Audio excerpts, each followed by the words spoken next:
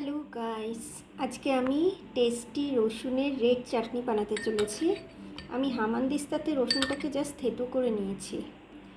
এর মধ্যে আমি সাদা নুন, সল্ট দিলাম, 1 চা চামচ মতো Kashmiri red chilli powder add করছি, 1/2 চা চামচ মতো কোরিয়ান্ডার পাউডার বা ধনের গুঁড়ো অ্যাড করলাম। এর মধ্যে আমি সামান্য বিট নুন অ্যাড করলাম, ব্ল্যাক সল্ট। এবার আমি সমস্ত ইনগ্রিডিয়েন্টসগুলোকে একসঙ্গে মিশিয়ে নেব। আমি মিশিয়ে নিয়েছি। এবার আমি এটাকে প্রিপেয়ার করব। ফ্রাইং প্যানে আমি 2 চামচ মতো তেল অ্যাড করেছি। তেলটা হালকা গরম হয়েছে, আমি এর মধ্যে জিরে অ্যাড করে নিলাম। এবার এই মশলাটা আমি অ্যাড করে নেব। আমি মশলাটাকে রসুন সমেত যে মশলাটা সেটা অ্যাড করে নিয়েছি।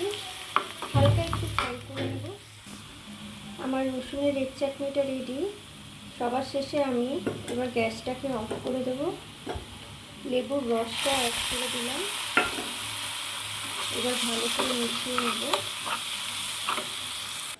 আমি একটা বোলে তুলে নিয়েছি, তোমরা দেখতেই পাচ্ছ। আমার চাটনিটা রেডি হয়ে গেছে, রেড চাটনি, এটা রসুনের। তোমরা বাড়িতে অবশ্যই বানিও। কেমন লাগলো ভিডিওটা জানিও। ভালো লাগলে একটা লাইক কমেন্ট করো। আর এই ধরনের নতুন নতুন ভিডিও পেতে আমার চ্যানেলটাকে বা আমার পেজটাকে সাবস্ক্রাইব করে নিও। Thank you for watching guys.